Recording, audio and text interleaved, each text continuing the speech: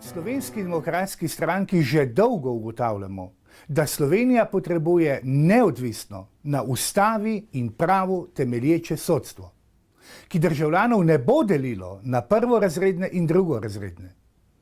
Slovenija je ena tistih držav, za katero Evropsko sodišče za človekove pravice ugotavlja največ kršitev v sodnih postopkih.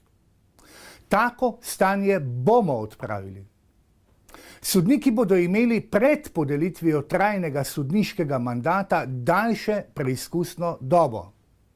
Opravili bomo revizijo imenovanja vseh sodnikov in tisti, ki niso bili imenovani zakonito, bodo izgubili trajni mandat. Sodniškega dela pa ne bodo mogli več opravljati. Z zakonom bomo določili, da bodo sodišča morala vse sodne postopke končati v enem letu. To lahko uresničimo le z vašo pomočjo. O tem boste odločali vi, volivke in volivci. Vabim vas na volitve in prosim, da svoj glas oddate tistim, ki se za to zavzemamo že ves čas, torej Slovenski demokratski stranki.